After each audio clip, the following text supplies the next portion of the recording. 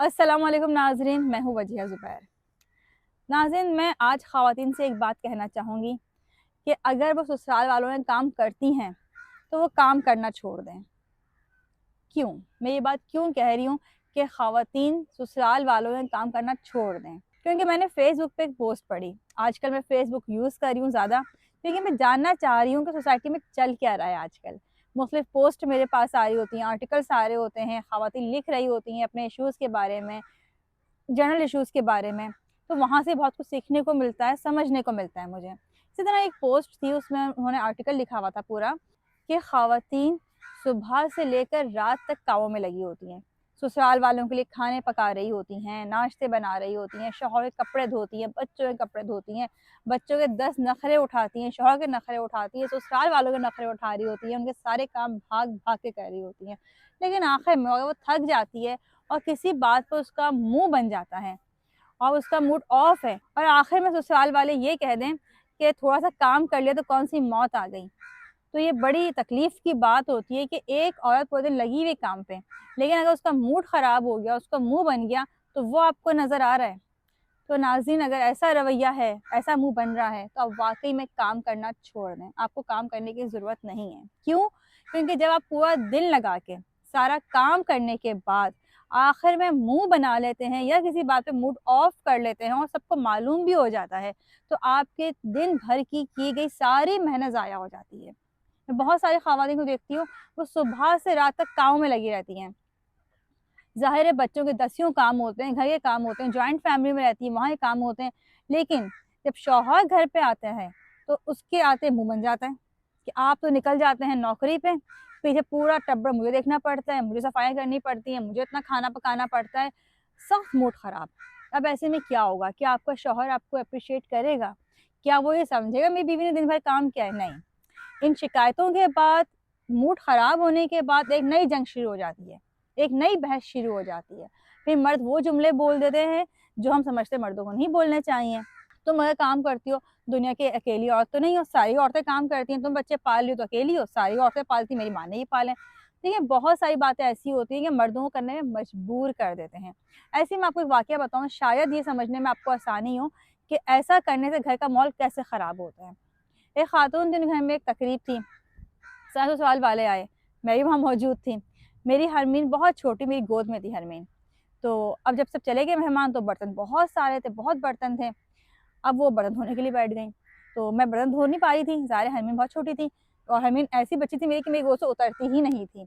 तो मैं उनके साथ बैठ के बातें करने लगी, थोड़े बहुत बर्तन ही मैंने साफ़ करके देना शुरू कर दिए उनको, कि चलो थोड़ा हाथ भी बँट जाए मेरा उनके साथ और उनको कंपनी ही मिल जाए। वो अच्छी भले बर्तन धो रही थीं, मुझसे बातें भी कर रही थीं। अचानक मैं देखा कि उनके शौहर जो है घर में दाखिल हुए, किचन में उनकी तरफ देखते हुए वो अपने कमरे में चले गए उनके शौहर। उन्होंने देखा शौहर आ गए हैं, उन्होंने प्लेटें पटकीं और रोती-धोती कमरे में चली गईं। मैं हैरान कि इनको क्या हो गया अचानक? कमरे में जाने के बाद एक शोर, एक रोना-धोना, ये सब खा पी के चले गए आपके घर वाले और सारे बर्तन मैं धो रही हूँ, सारी सफाई मैं कर रही हूँ, सारा अज़ाब मेरे ऊपर है, थक गई हूँ मैं भी इंसान हूँ। बहुत बुरा रो रही थी बाकायदा वो। तो उनके शौहर को गुस्सा आ गया, वो चीखने लगे, "तुम्हें क्या ज़रूरत थी काम करने की? तुम्हें काम करने की ज़रूरत ही नहीं थी। तुम्हें बड़ा शौक है काम करने का, तुम क्यों बैठ गई थी? तुम्हें अक्ल नहीं है?" वो उन्हीं को कहना शुरू हो गए।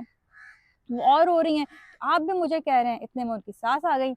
सास ने कहा कि बर्तन धो के इतना शोर करने की क्या ज़रूरत थी? तुम नहीं धोती बर्तन? अगर बर्तन रखे होते तो मैं धो लेती। तुमने धोना शुरू कर दिए थे इसलिए मैं नहीं आई। जब बाद में बाकी लोगों को पता चला, उन्होंने कहा लो, वो खुद धोने बैठ गई बर्तन, अगर वो नहीं धोती तो हम लोग के बर्तन धो देते, चाहे उनको नहीं धोने हों। लेकिन एक इश्यू बन गया ना, अब तो हर बंदा कहेगा नहीं हम तो करना चाह रहे थे, लेकिन इन्होंने तो हमें करने का मौका ही नहीं दिया, ये तो खुद आगे बढ़ के काम कर रही थी, अब रो रही हैं। और वाक़ई में यकीन करिए ये बातें हुई कि पहले काम किया और उसके बाद रो धो के अपने शौहर की हमदर्दियाँ हासिल करने की कोशिश की। अब आप देखें ना, अगर उन्होंने ये बर्तन धो लिए होते और वो रोना-धोना नहीं करतीं, तो उनके शौहर जब किचन में देख के गए थे अंदर, तो उनके शौहर के चेहरे पे एक हमदर्दी थी अपनी बीवी के लिए, एक मोहब्बत थी, उन्हें एहसास था कि मेरी बीवी इस वक़्त खड़ी हुई बर्तन धो रही है। लेकिन उनके इस शिकवे-शिकायत के बाद क्या हुआ? सारी चीज़ें उनके अगेंस्ट हो गईं। जो सास कमरे में बैठी बड़ी खुश थी कि चलो मेरी बहू ने सारे काम बड़े अच्छे कर दिए हैं, बर्तन भी धो रही, सफाई कर रही है। सासें आमतौर पे इन बातों पे खुश हो जाती हैं ना, चाहे वो ज़ाहिर ना भी करें, लेकिन खुश होती हैं। तो वो भी उनके अगेंस्ट हो गईं। बताने का मकसद ये कि इतने दिन भर लगने के बाद, सारे काम करने के बाद, अगर आपको मुँह बनाना है और तमाम लोगों को अपने खिलाफ करना और ख़ास तौर पे अपने शरीक हयात को अपने खिलाफ करना है, तो इससे अच्छा है कि आप काम ना करें, आप मना कर दें। आप कहते नहीं है मेरी हिम्मत, जितनी हिम्मत हो उतना काम करें, हिम्मत ना हो तो आप मना कर सकती हैं। मना करने पे जो मुंह बनेंगे वो बेहतर है उस मुंह से जो काम करने के बाद बनता भी है और सुनाता भी है। नाज़रीन, अगर आप ख़वातीन हैं और मुझे सुन रही हैं, तो आप यकीनन एक बहू ही नहीं होंगी खाली, बल्कि आप माँ भी होंगी, आप बेटी भी होंगी, आप भाभी भी होंगी, नंद भी होंगी, जेठानी, देवरानी भी होंगी और हो सकता सास भी हों या मुस्तकबिल की सास तो होंगी इंशाअल्लाह ताला।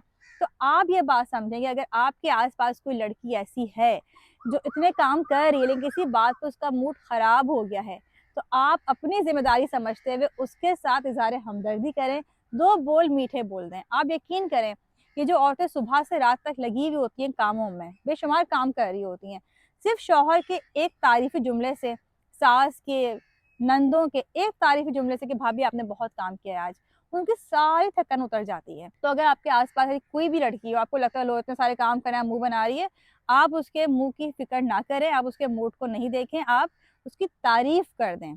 इस तरह से हमारी सोसाइटी में पॉजिटिव चेंज आएगा। हम ख़वातीन ही को तो मिलके इस सोसाइटी में पॉजिटिव चेंज लेकर आना है, क्योंकि जो घरेलू मसाइल हैं ये हम ख़वातीन के दरमियान तो चल रहे हैं सारे, तो इसको हल भी हमने ही करना है। कमेंट्स में मुझे लाज़मी बताइएगा कि आप कैसे अमल करेंगे इस बात के ऊपर। इसके अलावा हमारी नई डायरी माय मदर्स डायरी आ चुकी है। लोगों की डिमांड बहुत बढ़ चुकी है इस डायरी के लिए। अब हमारे पास लिमिटेड स्टॉक रह गया है और अगर आप भी चाहते हैं अपनी माँ की यादों को महफूज़ करना, तो आज ही आप ऑर्डर कर सकते हैं नीचे दिए गए नंबर पर राब्ता कर।